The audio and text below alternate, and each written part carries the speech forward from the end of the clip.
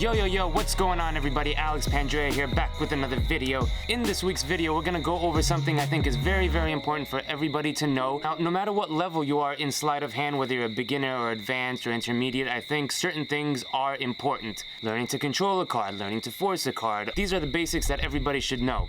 Along all of those things, I think it's important to know false cuts, false shuffles, and give the impression that you're mixing up the cards and then something happens, and then the spectators go, but how? Because the cards were shuffled, we cut the deck, we shuffled them. So, with that being said, I want to go over 3 of my favorite false cuts that I do, that are just packet cuts, one packet cut, nothing crazy. Because I think it's very, very important for me, at least in my performance style, is to feel natural. So I think for me, when doing a certain type of tricks and routines and effects, doing multiple packet false cuts is not the best thing. So these are just 3 of the ones that I use. One is on the table, one is in the hands, one you could do in the hands or on the table. So now you get to pick and choose which one is your favorite. You could use 1, 2, all 3, or you could use none of them. But either way, let's learn them right now. The first one is super easy. It looks like this. You take the cards, and you cut them on the table, and that's essentially a false cut because you have not done anything but just put the packets back on top of each other. Now this is one of the first things that I learned. I was about 12 years old when I learned this, and I thought it was the coolest thing.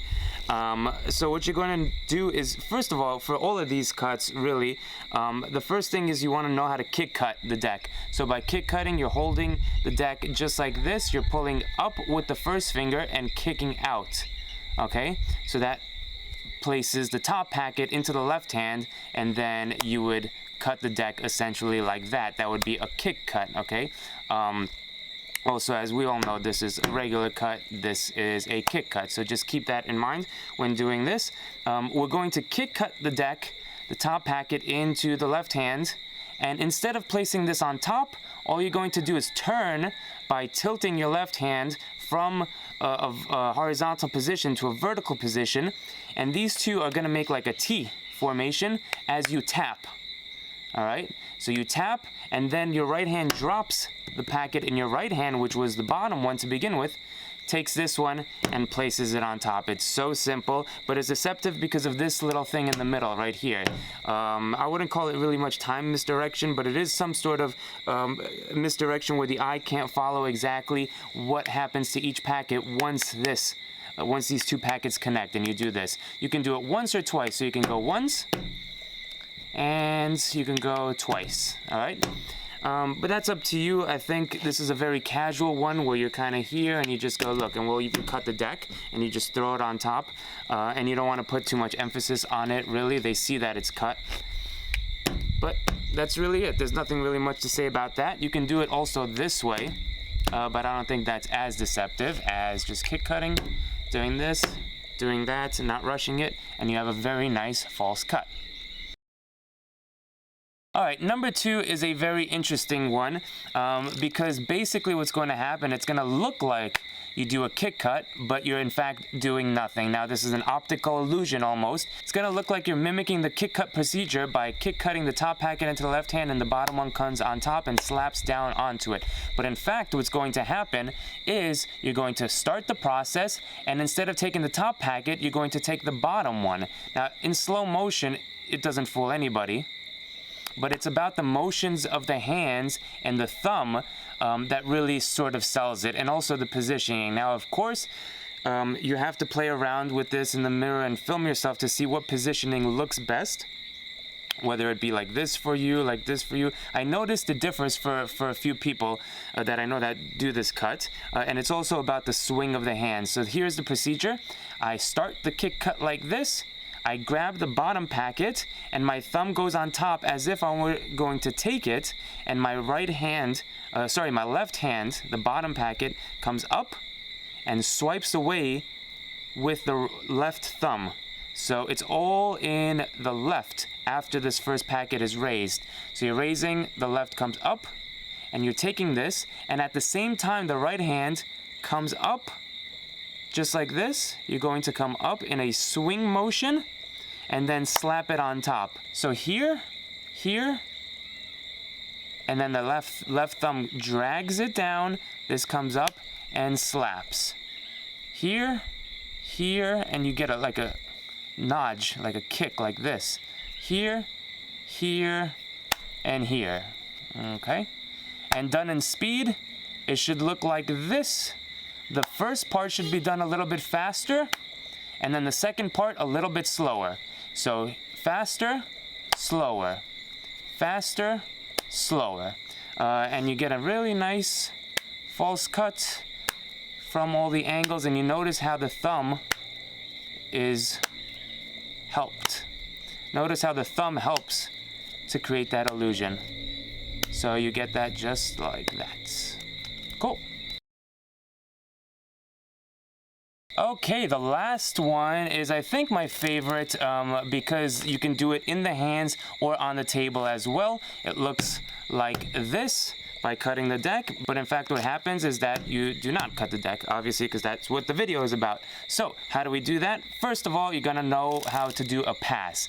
Now this is something that I can't explain in this video, but I do have tutorials on it, and I'm sure you can find ways to do the pass. So as long as you know the first part of pulling the top packet with the left to come around and do the pass, you can do this false cut. Because essentially what's happening is you're going to start the procedure of doing a pass, but not closing it. You're going to come around with the top packet all the way around and come back on top. It's a very deceptive thing, and if you do it right, it really looks good, where it looks like you're just cutting the deck. So from the break, I grab to pull, I keep pulling, it comes around, and back on top. So it should mimic this type of pass, but you're doing it like that. Now there is a little bit of a jolt, right, when you do it. So I would suggest working on that so that the angles work for you, depending on how you want to do it. I think maybe that looks good.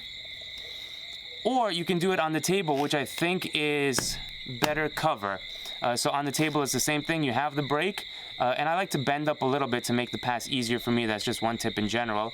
I perform the first part, which should be invisible or somewhat invisible, and I come up with the right hand packet, slap it on the table, pick up this one, slap it on here, and you have a very nice false cut. Now this is, I think, the most difficult one, but if you put in the work, you could have a very, very nice result. So again, hold the break, bend up, packet from the top comes all the way around, and just like that, and from the table, packet comes here, this goes here, this goes here, and then you go, so I cut the deck, right? And they go, yeah, and you go, dumbasses.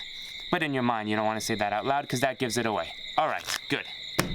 Okay guys, there you have it. Quick video for you guys, but I hope that you enjoyed it and learned something, and take these and use them to your magic, put them to good use. You don't have to make a big thing of these false cuts. Even when I do false shuffles, I don't mention the fact that, look, the cards are shuffled, right? I do it in a more subtle way, just so they could remember, hey, look, he cut the cards, he shuffled the cards. So just keep that in mind when doing these kind of things. You don't have to call attention to it. If they see that you do this and then you take your time and you place it on top, you go, good.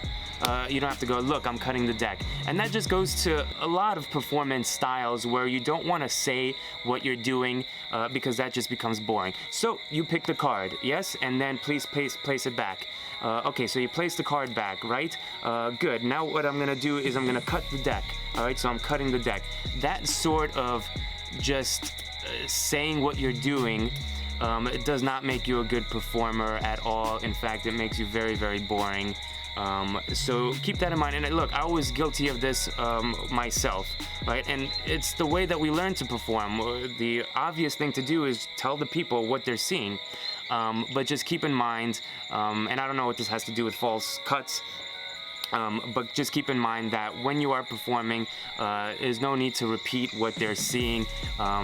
They can see that you're doing a cut, they can see that you're doing a shuffle, so be more natural, and I think you'll have a better time and a much more successful time performing. That's it, guys. If you like this video, hit that like button, subscribe if you haven't already, hit the notification bell because that's important. A lot of things coming up. I've been stressing it over and over in some of my recent videos, but now it's going to be more important than ever. So hit everything possible for you to stay updated with the magic and the stuff that we're doing on this channel. I appreciate every one of you for watching, for tuning in, and we will see you guys next time. Peace. I ain't a man that you've been